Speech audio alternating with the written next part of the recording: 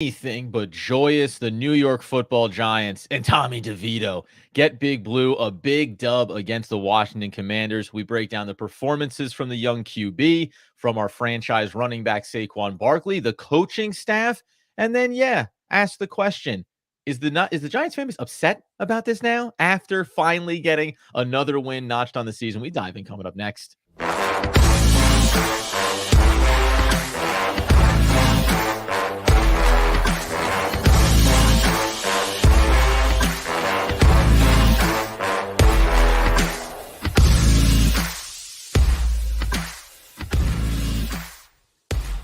Yes, my friends. It is OGP, the One Giant Podcast, where you know that we are your host. Over here, Adam Armbrecht. Over there, Andrew Makowitz. And live on YouTube on a Monday morning.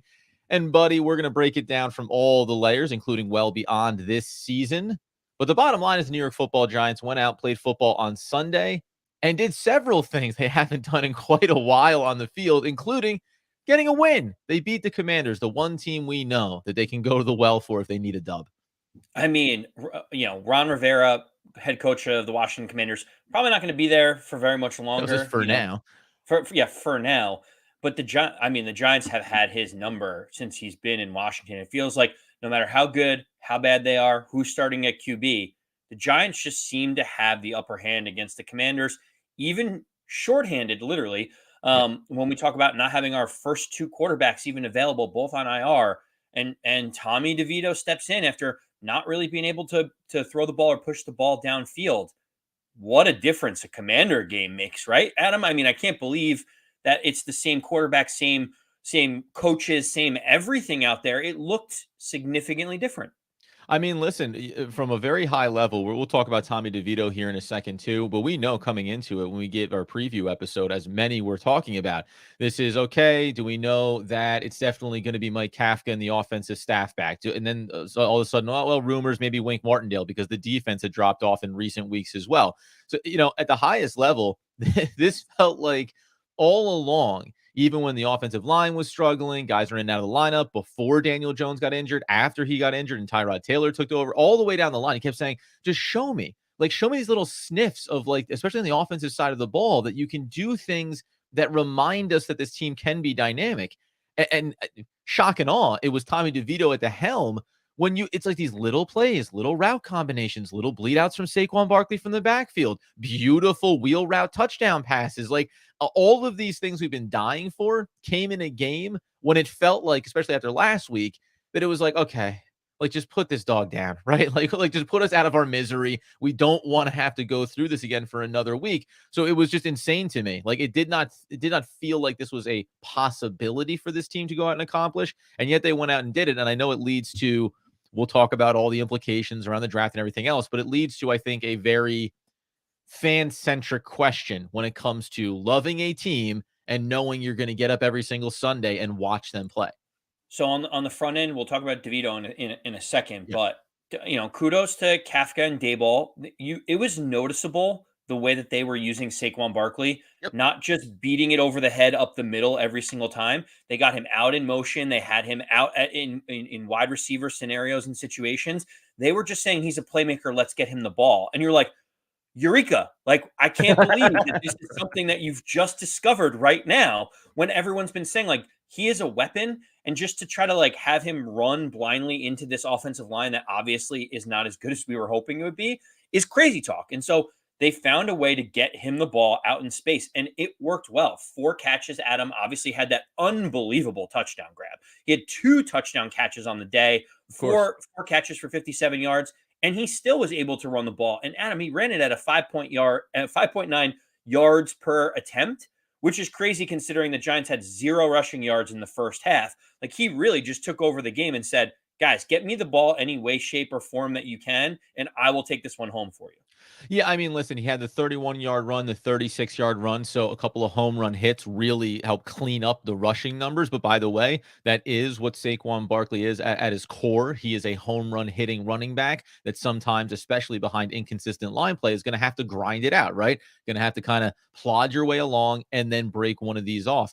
But to your point on his stat line, when you go in and look at the recent games, by the way, yes, if you go if you go and look at when was the last time that he had the most balanced rushing and also receiving numbers, it was the last time that they played against the Washington Commanders, where he had 21 carries for 77 yards, but also gave you 3 receptions on 4 targets for 41 yards and a receiving touchdown. So in the one vein, you say, oh, just play the Commanders all the time. That's what it takes. But to your point, like the balance, right? 14 for 83, 4 for 57. That's the most receptions he had all year going back to the Buffalo game. But those 4 catches went for 5 yards. So we don't really get overly excited about those. I did think that it was just, again, and I hate to do it, but it's like on the one hand, you say, well, what were you not doing earlier in the season? And then on the other hand, you say, I think you have to say the team and the individual personnel, I guess, wanted to prove something. But it's weird, man, because the offensive line play wasn't perfect. Like, this was not a perfect game by a lot of metrics. The defense and what they did, which we'll talk about, that was a big part of this. Normally, 6 turnovers means you win by 70 points. Now, the Giants still got the job done by a significant margin here. The game wasn't particularly in doubt. I don't know, man. It's a very interesting. I know we'll talk kind of like the high level about this. On a low level, Saquon played a great game. You had some nice catches from a couple of key guys. And then you had Tommy DeVito, who also did some things of his own accord. Tommy DeVito pushed the ball down the field. He was unafraid. You could tell that he was a guy that was like, hey, I am taking my opportunity and I am Yes. going to go for it. Like, the old Hamilton, I'm not going to miss my shot type thing. And Tommy DeVito delivered. He really did, Adam. Obviously, threw for 3 touchdown passes, which is unbelievable. You mentioned some of the bad pieces of it. He was sacked 9 times, like 9 times. Like, you 9 extrapolate that times. over an entire season, and he breaks records. He was under siege and under pressure the whole entire game. That still has not changed, but 137.7 passer rating, 9.5 yards per attempt. They only asked him to throw the ball 26 times, but in that 26 times, he got 246 yards. He only had 9 less passing yards than Sam Howell. Sam Howell threw it 45 times in that game. So, you're talking about the efficiency of Tommy DeVito. He didn't really make any of the mistakes.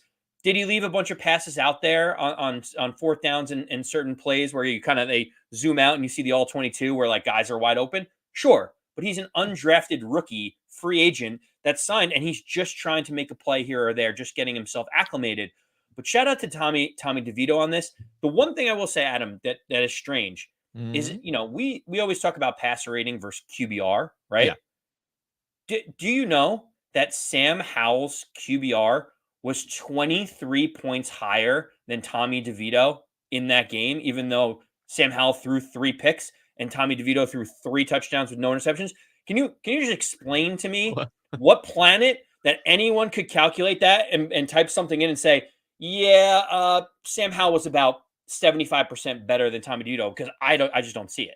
Yeah, well, I guess, well, first of all, I'll give one reference to Eli Manning when talking about Tommy DeVito, and it's the ability to get absolutely pummeled over and over again and just get back up and be like, okay, like, what's the next play we're going to run, right? Like that, it had that type of vibe about him, just being able to stand up and be like, okay, yeah, let's do it again. If that was Joe Flacco, he's not getting up after the 3rd or 4th one, right? The first one, no, thank you. I'm all set here. So, I mean, resiliency from Tommy DeVito. Remember, 3 weeks ago, we're talking about how the Giants don't want to let him throw the ball. And then fast forward, and he's doing this, albeit against a very bad Washington Commanders defense.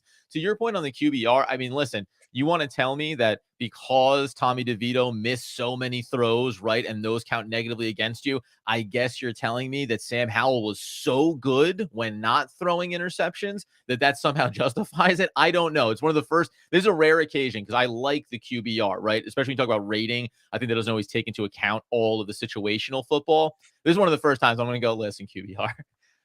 Something's got to be adjusted here, because if you throw on a drive when you have a chance to get your team back into the football game and you lob an interception to Isaiah Simmons and he runs it back for a touchdown to effectively end the game, your QBR should be 0. You don't get to have a QBR. Like, you lost the game for your football team. There can't be any margin for victory here inside of that metric.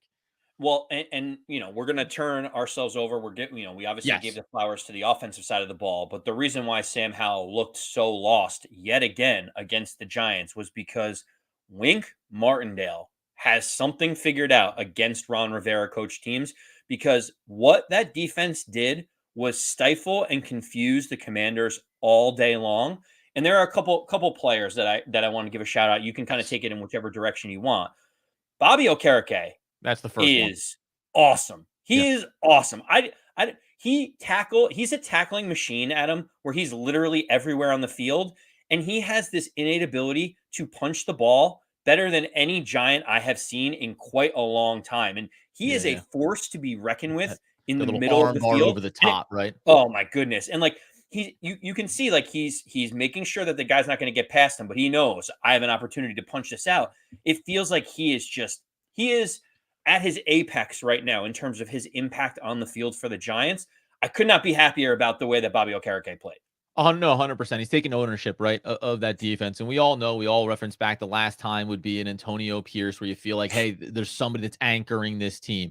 That's what Bobby Okereke was brought in to do. Early in the season, we were kind of saying, all right, I mean, he's good, but is this really the guy that's going to be able to be the field general for this defensive unit?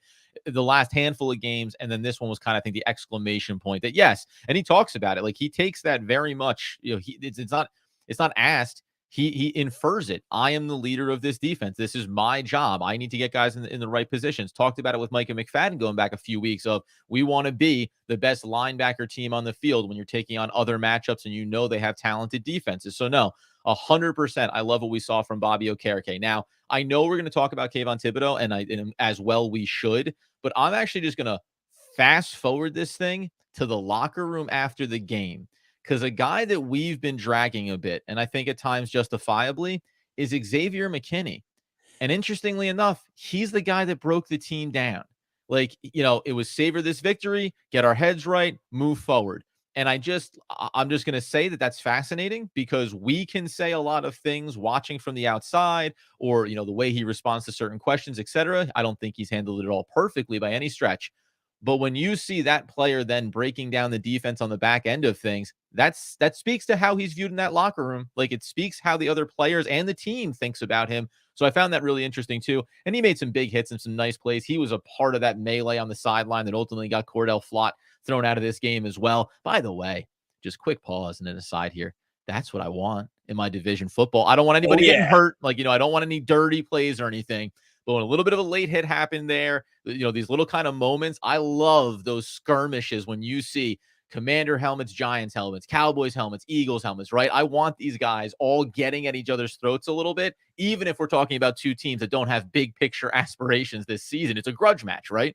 Listen, you play to the whistle, right? And Sam Howell's trying like multiple times to get in the end zone, and no one's blown a whistle. No one said touchdown. Like, if you're Xavier McKinney and everyone else, like, I'm doing everything to launch Sam Howell away from the goal line as physically possible. I loved what the Giants did there. Obviously, the punching and the helmets flying off at the end is kind of just like bent over aggression from Cordell Flott, in that matchup against Curtis Samuel. Whatever, fine. You're right, Adam. You got to give Xavier McKinney his flowers in this one. 12 tackles, Yeah. 8 solo tackles, 1 tackle for loss. He was really a game changer in the secondary.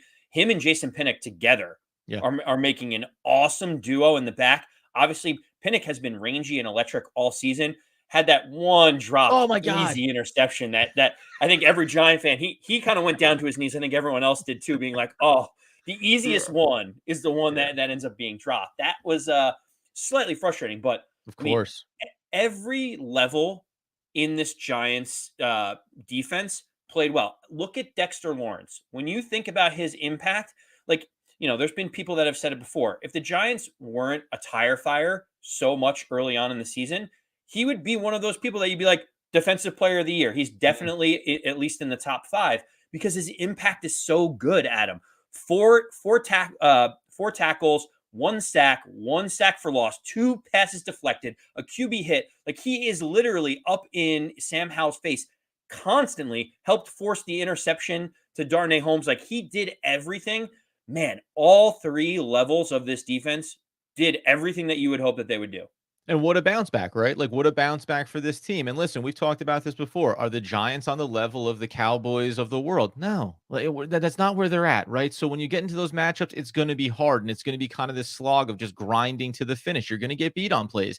But again, credit to the coaching staff and to the players that did it there. When you get out on the field against a team you feel you can go toe to toe with or even dominate for stretches, it's nice to see in a season that you feel like is not going where you wanted it to go. You still dialed it up, right? We always talk about, oh, are players checked out? Is the team checked out? Are they throwing in the towel on this season? Well, nobody did on Sunday. Like, none of these guys did. And Thibodeau and his performance was absolutely, it was just insane. Like, I think you're seeing the growth. And by the way, remember early in the season, talk about, oh, well, Wink Martindale uses guys a little bit differently. Leonard Williams referenced this, not knocking him. He's no longer with the team, obviously out in Seattle now. But all those discussions, that's what they were about, was like what's being asked of you versus what they should be having you do. And I think I'll give credit to Thibodeau, give credit to Wink, the defensive staff, of saying, yeah, that's right. We do ask him to do different things. And there will be times when he's not going to be doing some of this, the traditional stuff that you want from him. But guess what? In totality, we're building a player that's going to be an all phase guy. And that's not what Thibodeau was coming out of college. I don't think he's fully there yet. But there's been games this season that you've really said, okay, here's a guy that is going to start to be that game wrecker season over season for us. It has been quite a while since the Giants have had a player where they line up one on one and that Right. player is Right. confident that they are going to beat the man in front of them, and the other team knows it too. Charles Leno Jr. was the tackle that Kayvon was going up against and was beating him like a drum. He Yep. literally was, to the point where midway through the game, Kayvon Thibodeau went to Charles Leno and said, "Thank you." And Charles Leno was like, "For what?" And Kayvon Thibodeau came back and said, "For allowing me to get to 10 sacks later in this game. Thank you so much for being able to do that." And that fear that he strikes in people, like, you just have this his confidence was already sky high. He's one of the Right, most right. confident people you've Maybe ever met in your life. arguably without enough data to support it, too confident, but you need that to be able to get to here, right? Yes, to be able to reach that extra level of the top pass rushers, top getters. You look at guys like Myles Garrett, who's pretending to dribble the ball between his legs before he's going in to get sacks, and he's just breezing by people. There's that extra level of confidence that, like, these superstar players have. Kayvon Thibodeau is top 5 in sacks in the league now. And this is after a lot of the local media maligned him, saying, "I just don't see it. He's not showing up in the stat sheets." He has delivered significantly over the last few weeks, to the point where, like, there's no other pass rush on the other side of him. They know the pass rush is coming from him, and he Yeah. is still able to get to the quarterback. It's tremendous. Yeah, and with no Leonard Williams now and Dexter Lawrence playing a lot of good football as well for the Giants, but it's just a different dynamic based on what you're seeing, right? Okay, so that is the game, right? The New York Football Giants 31-19. They dominate the Commanders. This has been historically something they've been able to do. One last footnote that I'm just going to make on one Tommy DeVito. I think, listen, this is the we're going to start to get into some murky waters here because we want to talk about the big picture of it and ask the difficult question for the Giants fan base. But I also feel compelled to ask a little bit of a tinfoil hat question here. When you go in and you look at the stats for the Giants quarterbacks, and you know that no other quarterback threw 3 touchdowns in a single game this season before Tommy DeVito, and you know that when you go and look at it, you have 6 touchdowns to 3 for Tommy DeVito. And that even in the games when he played, and it's all the same personnel, nothing's terribly different, maybe a Justin Pugh away, 2 touchdowns, 6 interceptions for Daniel Jones. That the QBR hierarchy goes kind of Tyrod Taylor and then very close to, if you be Tommy DeVito, that sneaks up on Daniel Jones. What does this say to you? Like, does this game say anything to you about Brian Dable specifically and his opinion of what the system is and what he thinks this team can be with Daniel Jones versus any other quarterback? And it's not even really a knock on Daniel, but it just does seem dramatically different. And we even saw it with Tyrod, that the offense seems to do something different when it wasn't Daniel Jones. I'm not knocking anybody here, but you have to ask the question because that's the most dynamic this offense has looked all season. You, you're absolutely right. The craziest part about all this is, like, when Tyrod Taylor was in, it felt like the offense was functioning better than it was with Daniel Jones. And you know, Adam, that I am an advocate of Daniel Jones. I think he still has an opportunity to be the Giants quarterback in some capacity moving forward. Mhm, With mhm. that said, the offense just seems to run a little bit differently under Tyrod Taylor, albeit they didn't score any points. So, like, the Right, result right, right. ended up That being wasn't the different. That same. wasn't terribly different with Tyrod, but Right. They scored 9 points against the Bills. They scored 14 or whatever it was against the Commanders early on in the season, but it just felt more functional. Then yeah, Tommy DeVito gets thrust in against the Cowboys. It was just an unmitigated disaster, right? exactly. When Tommy DeVito came in against the Jets, they literally weren't letting Tommy DeVito throw forward passes, right? And now all of a sudden they're like, well, I guess we have nothing to lose, which means we're going to play aggressive in nature on offense. And you saw it. Sacks galore. Tommy DeVito got sacked 9 times, but they were willing to do that, saying, we have nothing to lose. We have to go try to push this ball downfield. And as a result, the offense did look better. I do wonder, like, we can change the quarterback out as many times as you want and try to bring in undrafted guys and do all this different stuff. To me, it felt like they were calling the game differently. Like, it really did That's what I feel mean. like they were Yeah. letting Tommy DeVito spread it out, doing wheel routes to Saquon Barkley. Like, to me, I don't know what it is. Are they just saying, like, we've got nothing to lose now, so, like, let's empty the chamber, or is there something else here? No, and that's like the response from the coaching staff, most specifically on the offensive side, because I don't think the defense has ever really taken off. They've looked bad in a couple of games, but the defense had progressively been building and getting better, right? And I think that was just, hey, getting guys in the right positions. They've had cornerbacks in and out, right? There's a lot of things about the defensive side you could point to. Offensively, we know that the struggles of the line and all that good stuff, and then players being out like Darren Waller and Daniel Jones, etc. But this felt like Brian Dable and Mike Kafka saying, "Oh, like Mike Kafka maybe specifically, my job's on the line. People are going to tell me that I could be gone from here, and maybe he still will, but maybe I won't be looked at as a guy that could go and be a coordinator somewhere else. Okay, here's a little sample of the things that I can do." And the only thing that I relate it back to from a Daniel Jones standpoint is the tentativeness that he showed early in the year, right? To see the route, throw the ball. There was that hesitation there. And maybe the more games that you play behind a bad line in New York is the more likely it is that you get a little bit gun shy. If you're Tommy DeVito, though, just to your point, undrafted rookie, guess what? It kind of doesn't matter what I do out there. Don't Grip throw a it and rip it, single baby. pass. Never get to throw a single ball. People say, well, what do you expect? I'm an undrafted rookie. Throw a bunch of passes around and get 3 touchdowns. Wow, that's really impressive for an undrafted rookie. So there is some carefree level to that when there's no expectations at this point of the season. Now, the other little nugget about this is what accomplished here. And we'll highlight as we're live over on YouTube to the people from Brian Grant that are upset about us dropping in the draft to draft quarterbacks. If DeVito plays this well when he becomes the young QB that we're looking for, well, I may not go as far as to say that Tommy DeVito is that guy, Brian, but what I will acknowledge is this thing everyone talks about, and you were over on X with this, Andy.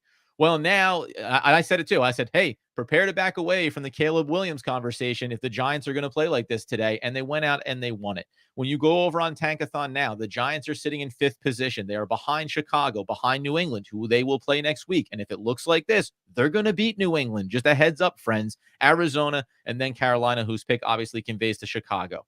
The Commanders, by the way, are only 2 spots behind them at 7th. Like this real world impact on getting that win there potentially.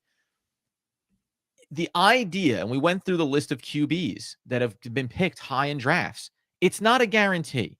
Is the pedigree better? Of course it is. Is it in theory a more likely franchise QB? Of course it is. But it's not a guarantee. And you wanted to ask me this question. I'm just going to ask it to you first. How did you feel about the Giants winning on Sunday? Because I can walk you through my emotional spectrum from when the ball kicked off to how things progressed and ultimately getting that win. I was extremely happy. I was happy. And even recent history should tell you to just be happy and enjoy the wins. Like, do you know how depressing it is to, like, look at half the season and be, you know, actively cheering against your own team for half a season? Do you Well, know how that's you. long a half a season is? Like, we're not talking about like one game or one quarter or one play. Like, oh, it wouldn't be the Right. worst thing in the world if this one play didn't go our way and we got a benefit out of it. Adam, I can't live in a world where I'm looking at the Giants helmet, I'm looking at Big Blue, and I'm thinking, I don't want us to be successful. I don't want to be happy. I want Yeah. them to score points. I want the team to look functional. I want players to develop. And that's exactly what you're seeing. The defense looked awesome in that game. How could you be upset at the fact that Bobby Okereke looked good. Kayvon Thibodeau's getting Yeah. to the quarterback. It's like, it's just one of those things for me where I can't do it. And look at recent history. Everyone was so upset that we lost the Chase Young sweepstakes. And we ended up with who? Oh, we ended up with Andrew Thomas instead of Chase Young. How did that work out for everyone? I think Yep. everyone, if you had a do over, would say, let's just take Andrew Thomas 10 out of 10 times over Chase Young. And you mentioned it before about the hits and misses in the first round with quarterbacks. It's not like getting the number 2 or number 3 overall pick means that getting the second quarterback changes everything completely. Like, that's what all the drafting and scouting and analytics does. This one moment, I just enjoy seeing the Giants win. I don't want to be unhappy about the team doing well. As Robert Parker says, yesterday was fun. We needed that. Like, and I'll tell you, I started the game and we talked. I said, listen, the Giants should be losing football games to have a high draft pick. Now, I've also said, like, you can do whatever you want with that. We've had discussions where everyone on the Caleb Williams train, or anybody that you think they should go draft. Some people say, oh, they want Marvin Harrison Jr., right? You want this elite wide, fine, whatever you want to talk about it being at the top of this draft. You can say anything you want. My thing was like, hey, so you have the best chance to use the asset as you see fit. Now the game kicks off and you think, we'll see what happens here. And then the Giants score a first quarter touchdown. Didn't even know that was legal in the NFL. So they do that. And then they get some turnovers. And to your point, like, just slowly, I'm watching my team. I'm watching the Giants play football and I'm watching them look good, right? This also wasn't it's 13 turnovers, 7 for Washington, 6 for the Giants. Tommy DeVito looks horrendous. They can't get anything done and they fumble their way to a victory. This was, the team looks good. They're playing quality football on both sides. So on a Sunday, when they start looking good and it looks like there's a win in hand, I take it. And I don't look back and I don't worry about the implications because, again, the other thing that I'll mention here when we look high in the draft class, we know there's a lot of different guys there. I listen, do I know if Caleb Williams is going to be better than Drake May? No clue. Do I know, like, for a fact that Drake May is going to be better than Deion's son? Like, I don't know what's possible here. I may get a quarterback at 10 if that's how far we fall. I may get a quarterback at 7, or I may go with positional value to your point. Every single draft class is going to offer different opportunities. And if you are a believer, as Andy may be, that the Giants at a minimum are willing to go into next season saying, well, let's see if Daniel Jones is healthy, whether or not he's just a one-year stopgap or otherwise at this point, it does open up other opportunities. So you take the wins when you can get them, and I don't think you'll look back. What do you got? No, I was just going to say, yeah, Jaden Daniels, the LSU quarterback, threw for 6 touchdowns, 83% completion percentage in his game. There's a whole host of guys. There's 7 to 8 quarterbacks that could potentially be a franchise quarterback. You mentioned Bo Nix, Jaden Daniels. There's a whole host of guys outside of Caleb Williams and Drake May that people are still looking at. Michael Penix is another one. I am fine with the Giants drafting a quarterback of their future. I don't care if it's in the first round, late first round, second round, developmental. That doesn't really matter to me. If you want to go that route, great. The thing that I keep thinking about too, Adam, is if this defense plays the way that it did and Tommy DeVito is just serviceable, it's impossible for this team to have a top 5 pick. It Right. really is impossible. Yeah. And it's also because of the schedule. Adam, did you know the Eagles are the only team on the Giants schedule that have a winning record for the rest of the season? The Giants are playing teams that are a lot like the New York Football Giants. When you look at the New England Patriots, they are lost. They don't know what they're doing. They don't have a quarterback. You look at the Packers, where is Green Bay with Jordan Love? They're under 500. You look at the Rams, like, okay, they're under 500. What are they doing? Is Stafford still an elite type quarterback? Look at the Saints. They're 500. They're kind of lost in the mix with like Atlanta and Tampa Bay. Like, what are the Saints?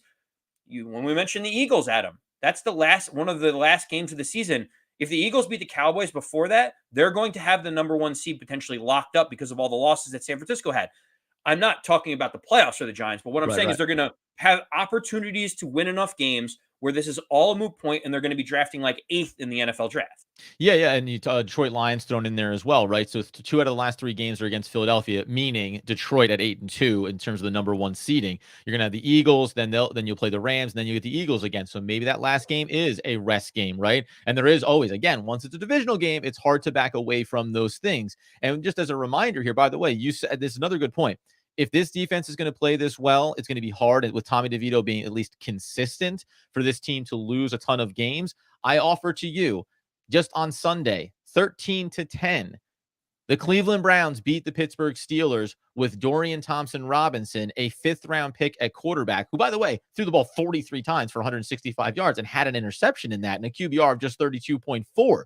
But the bottom line is like, good teams win football games. Good teams are a sum of their parts, right? It's never any just one individual. Even some of the great teams are going to struggle with an excellent quarterback there if they have these holes and gaps. Maybe with the injuries that we've seen for the Rams, they're a prime example. Matthew Stafford's one of the better quarterbacks in the league. He's on the back end of it, but it's hard. It's hard when you're getting pummeled in the chest. That was one of the most brutal hits that I've seen. It was totally legal, but he got gut punched with an entire helmet. I assume the organs that were on the inside were on the outside for a while, but that's the nature of it. So the Giants, listen, they get the win there.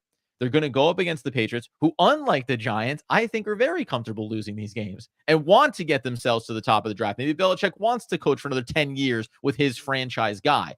So all of that to say, you take the wins when you can get them, and I agree with you. I think if the Giants are going to play like this, and Tommy DeVito's not going to play, 3-touchdown, no-pick football every single week, but if the defense is going to play consistent, if they're going to be that type of gritty team, there's at least a couple more wins on the schedule here for the Giants. At which point, when you go over and look at Tankathon, all the way down to Denver at 4-5, who looks like with 3 wins in a row, trending in the right direction, though, those are 4-win teams.